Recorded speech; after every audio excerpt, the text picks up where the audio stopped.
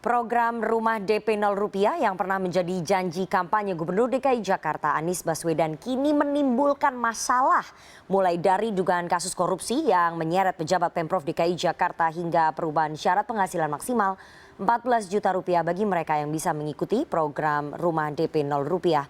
Lalu apakah memang program ini bisa terus berlanjut? Kita akan membahasnya dengan narasumber yang sudah bergabung melalui sambungan Zoom, anggota DPRD DKI Jakarta fraksi PSI William Aditya Sarana. Selamat sore Mas William. Selamat sore Mbak.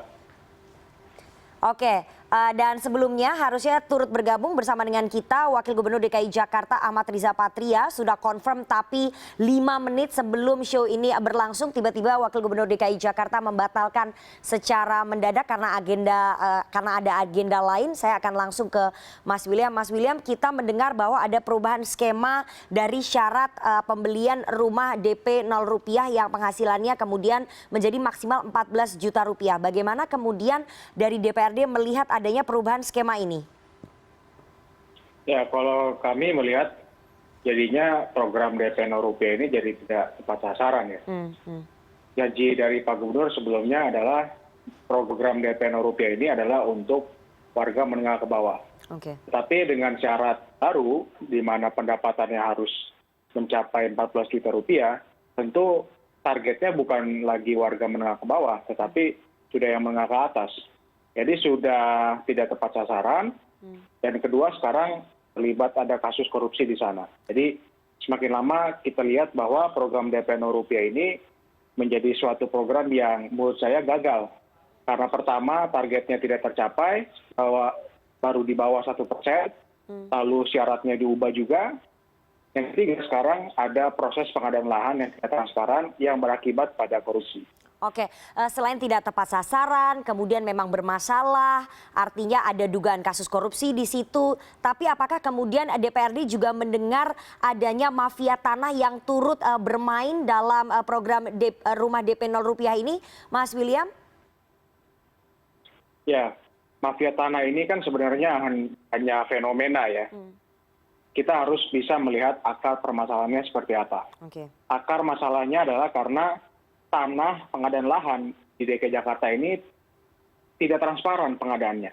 Oleh karena itu seringkali terjadi dugaan-dugaan korupsi seperti yang sudah terjadi pada hari ini. Kita ingat bahwa pernah terjadi juga ketika Pemprov DKI Jakarta membeli lahan di Cengkareng Barat, membeli lahan sendiri ketika waktu itu pemerintahannya masih Pak Ahok. Sekarang terjadi lagi korupsi pengadaan lahan, dan diduga makelarnya ini kan suami istri. Jadi kita bisa simpulkan bahwa masalah ini adalah permasalahan sistemik. Sistem yang tidak transparan sehingga tidak mengejutkan ketika ada mafia tanah, ada maklar tanah yang bermain di sana.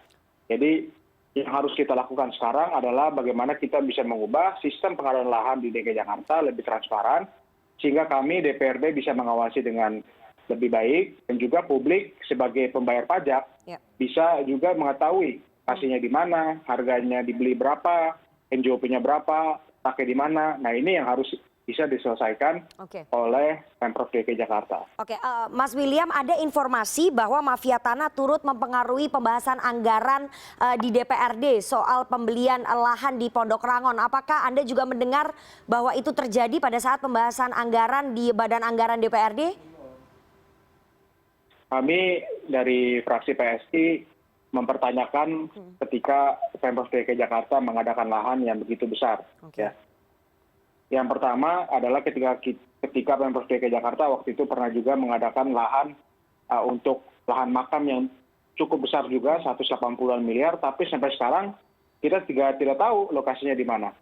Ya, sekarang juga kami juga mempertanyakan kenapa dibeli lahan lagi 1, untuk DP 0 rupiah ini. Karena kami melihat yang dulu saja belum laku banyak, sekarang mau dibeli lagi. Intinya adalah pengadaan lahan di DKI Jakarta ini tidak transparan. Sehingga hal-hal seperti korupsi ini bisa terjadi. Bagaimana caranya kita membuat proses ini tidak gelap, dibuat transparan sehingga hal-hal yang ditanyakan tadi tidak terjadi. Ya, korupsi tidak terjadi, mafia tidak bermain di sana. Karena prosesnya transparan tentunya ini akan menjadi penghalang bagi mereka yang ingin bermain. Oke, Mas William, tapi meskipun prosesnya tidak transparan, apakah Anda bisa menjamin bahwa tidak ada anggota DPRD yang main mata bersama dengan mafia tanah untuk meloloskan anggaran pembelian tanah di Pondok Rangon itu? Tadi Anda belum menjawab pertanyaan saya, Mas William. Ya kalau itu kita serahkan kembali kepada KPK. Ya, KPK tuntaskan saja kasusnya. Entah itu nanti dari oknum-oknum di mana, di eksekutif, di legislatif, itu menjadi suatu kewenangan dari KPK untuk bisa menyelesaikan ini. Kami mendukung sepenuhnya langkah KPK untuk menyelesaikan kasus ini karena sekali lagi uangnya ini besar sekali dari tahun 2019 sampai tahun 2021 untuk lahan untuk DP rupiah ini besar 3,3 T. 3 triliunan lah. Jadi angka yang besar, jadi kalau KPK bisa menuntaskan kasus ini, tentunya ini akan memberikan manfaat yang besar pada masyarakat. Oke, Mas William, apakah dari DPRD DKI mengetahui letak lahan seluas 70 hektar yang disebut Kepala BUMD beberapa waktu lalu telah dibeli oleh Pemprov DKI Jakarta? Letaknya di mana ini? Sampai sekarang kami belum mengetahui. Mas William, DPRD tahu tidak? Ya, kami waktu itu di Komisi B, kemarin kan ada rapat Komisi B dengan Saranajaya juga tidak menunjukkan dengan jelas di mana letaknya, lokasinya di mana. Nah ini tidak pernah bisa dijawab. Nah ini harus segera dijawab oleh Pemprov DKI Jakarta. Karena angkanya besar sekali. Bukan hanya DP rupiah saja yang seperti ini. Ada pengadaan lahan lain yang sampai sekarang kita tidak tahu lokasinya. Misalnya pengadaan lahan makam. Yang anggarannya 180-an miliar, itu juga kita tidak tahu lokasinya di mana. Jadi sekali lagi ini harus bikin transparan sehingga tidak muncul banyak pertanyaan dan korupsi tidak terjadi. Oke, terakhir dengan banyaknya masalah di program rumah DP 0 rupiah ini, apakah sebaiknya program ini dihentikan sementara? Mas William, DPRD akan merekomendasikan itu? Kalau dari saya, baik uangnya itu kita bantu orang untuk subsidi beli rumah. DP-nya kita subsidi. Sesuai dengan janji Pak Anies. Pak Anies kan menjanjikan agar skema pembayaran DP-nya ini di 0 rupiahkan. Jadi daripada kita bangun rusun, kita beli lahan mahal, lebih baik kita konversi uang 3,3 T atau lebih banyak lagi untuk mensubsidi saja DP-nya saja orang beli rusun. Dengan asumsi 1 unit rusun misalnya 300 juta, itu kita bisa dapatkan 30 ribuan unit kalau kita pakai uang 1,1 T yang sekarang dibeli lahan.